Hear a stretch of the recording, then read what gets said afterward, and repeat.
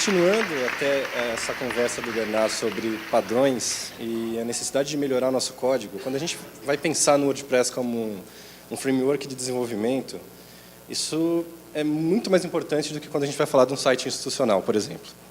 Então, a gente vai fazer um site institucional no WordPress, a gente sabe que a gente tem que ter uma qualidade, a gente vai fazer um portal, a gente sabe que a gente tem que ter uma qualidade, mas quando a gente vai fazer um aplicativo, a chance de dar merda é 1000 vezes maior. Então, a chance de a gente ter um código completamente macarrônico é muito grande. Então, a gente tem que começar se organizando. Primeiro, como é que a gente faz aplicativo hoje em dia? A gente... Vamos lá. Ubuntu. Foi. A gente faz usando os frameworks PHP. Então, a gente tem alguns... Eu separei aí o Laravel como um destaque, porque ele é realmente muito bacana. É um framework que está surgindo com uma abstração muito legal do PHP, que eu sugiro que vocês olhem, além do WordPress também, porque ele tem ele é muito válido para aprendizado. Até para esses frameworks, eles usam o padrão MVC, e uma coisa interessante disso é que no WordPress, a gente pode olhar para esses frameworks e ver como que a gente pode se organizar melhor no WordPress, justamente pela falta de padrão que o WordPress tem. Oi, sua tela não está sendo publicada. Oh, maravilha! Aí sim. Tudo bem, ninguém notou. Sei lá, sempre vale um toque, né? Vamos lá. Não me leva a mal, foi só tipo sua braguilha está aberta, né? Pronto, agora sim. Vamos lá. Bom, o que a gente precisa ter num framework? Então, a gente tem que ter agilidade na programação, senão não vale a pena. Você poderia fazer o seu próprio, poderia continuar usando o PHP do jeito que você quisesse. A gente tem que ter pouca configuração e ter convenção. Tudo isso a gente tem no WordPress também, né? A gente consegue colocar um blog WordPress, um site WordPress rodando em minutos. Outra necessidade que a gente tem é documentação e comunidade. Então, a gente tem que ter para quem recorrer. Não adianta a gente desenvolver em alguma coisa que a gente não vai ter para onde sair. E a documentação do WordPress, eu acho que todo mundo concorda, é incrível. O Codex é muito bem estruturado, enfim, totalmente usável. Eu queria fazer aqui, o que a gente usa, então, para desenvolver nos frameworks PHP? A gente usa o MVC, Model View Controller. Isso é muito comum para o pessoal que desenvolve com os frameworks, porém nem tanto para quem é focado só no WordPress. No WordPress, a gente não tem esse tipo de organização. Então, a pessoa, quando vai começar a desenvolver, ela baixa um tema, ou começa a usar o 2010, 2011, 2012, e vai e começa adaptando lá, começa copiando e colando as coisas no Functions PHP. E com o framework PHP não é assim. Então, a gente tem uma separação de 3 camadas. A Model, a View e a Controller. Sendo que a Model é uma representação dos nossos dados, a View é a visualização deles, e o Controller é o que faz a união, que faz a ligação entre o Model e a View. Isso é um padrão de desenvolvimento, mas é o único jeito de se fazer? Ele seria o cálice sagrado da programação, ou tem outros jeitos de fazer? Tem outros jeitos, mas ele é um padrão muito bem estabelecido e maduro, e que vale a pena ser observado quando a gente vai fazer quando a gente vai começar a produzir um aplicativo, mesmo no WordPress. Então, eu queria fazer um paralelo entre o MVC com o WordPress. O que representaria nossos models no WordPress? Então, a gente tem no WordPress posts, páginas, categorias, biblioteca de mídia, taxonomias. Tudo isso é um modo da gente representar nossos dados no WordPress. Vamos supor que a gente vai querer fazer um aplicativo no WordPress que vai fazer uma biblioteca de livros, por exemplo. Então, os livros, eles poderiam ser um custom post type, os autores, eles poderiam até ser também outro custom post type, eu poderia usar os próprios autores que tem no WordPress. Os livros poderiam ser categorizados com uma taxonomia customizada. Enfim, o ISBN do livro poderia ser um metadado, um custom field. Então, quando a gente vai pensar num aplicativo, a gente já vai colocando isso dentro dessa perspectiva do WordPress. O que eu vou fazer para que esses dados caibam no WordPress? Porque a gente não tem... a ideia não é ir fazendo tabela a mais, é usar a própria estrutura do WordPress para fazer esse aplicativo. A view, então, a gente já sabe, seria a single, a index, a page, seria nossos templates de página. Então, a gente teria já tem a noção de 2 camadas separadas. Então, nossos dados eles estão separados das nossas views. E, por último, os controllers. O Functions PHP ele é um misto de controller e de model. Porque o model, além de ele abrigar os dados, ele abriga também as regras de negócio. Então, se um livro com mais de 200 páginas não pode ser inserido, essa regra da inserção do livro ela está no model e não no controller. Então, o Functions PHP é um misto entre o controller e o model. Respeitando essas camadas de desenvolvimento, a gente já começa com uma organização muito mais bacana. Então, vamos supor, se eu preciso fazer uma requisição, chamar alguns desses livros, chamar os 5 livros mais vendidos no meu site, na minha homepage. Então, eu sei que eu não vou fazer essa query na minha view, porque o lugar da view é apenas para eu apresentar alguma situação, e não para eu colocar aquela query lá. Aquela query, então, ficaria no controller, no functions, no caso, que é um misto de controller e model, e eu simplesmente faria uma chamada na minha view, chamando esses 5 livros mais vendidos. Bom, e o que a gente espera de um framework? Eu, pelo menos, acho que é muito importante que no framework eu tenha um ORM, que é um Object Relational Model. É um modo de você lidar com o banco de dados mais simples.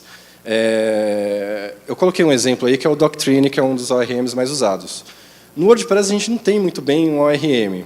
Então, mas a gente tem algo parecido. Vamos supor, no ORM, no lugar de eu fazer uma query, eu chamo por um objeto que está no banco de dados. E consigo trabalhar com esse objeto de modo mais transparente. No lugar de fazer um select, um inner join, etc. Então, no WordPress eu não tenho muito bem isso, mas eu tenho a classe WPDB, que ela cria uma camada de abstração entre o banco de dados, entre o WordPress e a view e o controller. Então, com a WP Query também, eu posso, vamos supor, esse que eu falei de chamar os 5 livros mais vendidos. Eu não vou escrever SQL para isso. Vou fazer uma WP Query, vou chamar esses 5 livros mais vendidos pela WP Query, eu tenho uma camada de abstração para isso nela, e eu vou receber um objeto em troca. Então, eu não vou lidar com SQL puro, raramente. A WPDB é um passo além disso. Quando eu preciso lidar com SQL, eu tenho como lidar com esse SQL usando a classe WPDB, que ela me retorna também um objeto. E o objeto eu trabalhar com o objeto é um modo muito mais tranquilo de lidar dentro da estrutura do WordPress. Então, a gente pode ver que, no caso de... o WordPress ele tem essa abstração, apesar de não ir tão longe quanto o Doctrine, por exemplo, vai. Eu poderia até usar o Doctrine no WordPress também, caso fosse necessário, mas, para a maioria dos casos, essa abstração básica que o WordPress traz para a gente com a WP Query, WP User Query, já é mais que suficiente. Também, dentro de um framework, a gente espera que ele tenha uma template engine. Então, eu devo conseguir lidar na camada da minha view eu devo conseguir lidar com ela de um modo que eu não tenha que fazer loops completamente malucos, eu não tenho que ficar lidando com objetos gigantescos. Então, no WordPress, a gente tem várias template tags que servem para isso. Então, eu quero chamar o conteúdo, eu vou lá e coloco the content. Eu quero simplesmente pegar o conteúdo, get the content, e manipular ele de algum modo. Enfim. Outra coisa que a gente tem também é o suporte.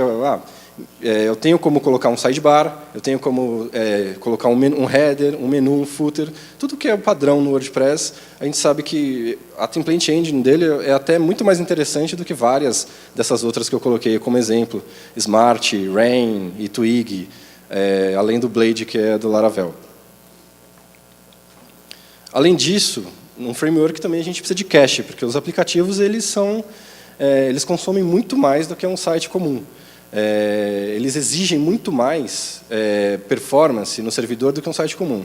No WordPress, eu tenho como fazer um cache nativo dele. Aí eu coloquei um exemplo da primeira linha do lado do WordPress, mostrando uma query genérica qualquer, usando a classe WPDB, e eu teria 2 opções: o cache por requisição e o cache que eu poderia fazer ele persistir na base de dados. Um cache que persiste na base de dados é usado essa função setTransient, que ela pega esse cache e eu falei aí nesse caso, guarda essa query para mim por 12 horas. Então, por 12 horas eu teria já essa query pronta, eu não teria toda a necessidade do processamento dela, então toda vez que eu entrasse no site eu não teria que ter esse custo de execução, e por 12 horas ela estaria lá disponível para mim, ou pelo tempo que eu quisesse. Também é muito tranquilo de instalar um plugin de cache, ou usar alguma outra solução do servidor, PHP Memcached, enfim, mas o WordPress ele tem isso nativo, ele já vem com algumas coisas que a gente pode usar para melhorar o cache e a performance da aplicação. Aí outras questões, autenticação, por exemplo. Todo aplicativo, a maioria deles, pede que você faça um login. O WordPress já vem com isso out of the box, então eu já tenho como fazer o login logo de cara. Eu já venho com essa abstração pronta. Não preciso me preocupar em programar, não preciso me preocupar em criar uma base de dados, já venho com isso logo de cara. Tratamento de erros também, eu consigo tratar erros pela classe WP Error, inclusive é possível gravar isso num arquivo de texto. Você ter uma biblioteca de extensões é muito importante. Então, quando a gente vai programar com um framework, a gente tem que se basear, nem sempre a gente vai querer reinventar tudo, fazer tudo do zero. Então, a necessidade de você ter que procurar, por exemplo, no Laravel eu tenho os bundles, que são trechos de código, pequenas libs que são usadas para você, por exemplo, fazer o Laravel funcionar com MongoDB. Então, no WordPress, a gente sabe, tem mais de 21 mil plugins, muitos deles não prestam para nada, mas a gente sabe que tem plugins ótimos, como Advanced Custom Fields, por exemplo, serve para você deixar os seus custom fields com uma cara muito bacana. Enfim, tem vários plugins bem legais para a gente poder usar. E internacionalização, para terminar. Então, a necessidade de você ter uma tradução já é considerada no WordPress também na construção do tema. Eu já tenho como criar esses meus arquivos de internacionalização. Tá bom, eu baixei, então como é que eu começo a produzir esse aplicativo? Então, antes de qualquer coisa, é necessário que você se organize. Você fazer uma lista das coisas que o seu aplicativo vai ter, das funcionalidades. Eu, especialmente, gosto muito de Scrum. Então, mesmo para as coisas pessoais, você fazer um Kanban com as suas... O que vai ter no meu aplicativo? Então, esse aplicativo da biblioteca. Então, ele vai ter uma homepage. Então, a homepage já é uma história. O que tem na homepage?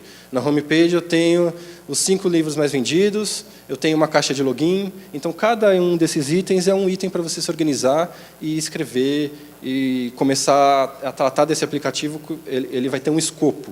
O fato de você escrever o que vai ter no seu aplicativo já demonstra que você já está, de fato, fazendo ele. E, é claro, não começar tudo do zero. Especialmente a interface, né? Então, quando você vai começar, eu sou muito fã de você baixar alguma coisa, como o HTML5 Boilerplate, por exemplo. Esse tema Roots, ele é legal porque ele já vem com HTML5 Boilerplate. Então, ele já incorpora o HTML5 Boilerplate e um pouco do Twitter, do Bootstrap, junto com esse tema WordPress. E o Underscores, que é um tema da Automatic mesmo, que ele é um pouco mais... é um tema blank mesmo, ele não tem nada. Mas ele vem já com uma série de exemplos, de coisas para você poder lidar com ele. O functions dele já vem preenchido, enfim, é bem bacana. Começar do zero, você pedir para dar coisa errada. Tá bom, aí eu tenho que implementar minhas regras de negócio. Uma coisa importante a gente ter em mente é manter a complexidade fora do template. Como eu falei, eu não vou encher o meu template com um monte de query. Então, vocês estão vendo aí, primeiro, uma chamada primeiro, um objeto de configuração. Segundo, fazer uma WP Query. Terceiro, colocar um monte de regras de negócio para fazer uma exibição super complicada. Não é o caso. Você encapsula isso dentro de um método, que você vai ter classes e métodos. Então, você encapsula isso dentro de um método e simplesmente chama ele no template. Seu template vai ficar muito mais limpo, muito mais tranquilo de se trabalhar do que você ter aquela maluquice daqueles for each que não tem fim. Outra coisa interessante para se fazer, um aplicativo ele tem muita complexidade. Então, o seu Functions PHP ele ficaria gigantesco com toda essa complexidade nele. Você trabalhando com classes, ele facilita você dividir o seu Functions em N arquivos e incluir esses arquivos no seu Functions. Então, no caso de um site, aí, no caso de notícias, eu teria uma classe chamada notícias.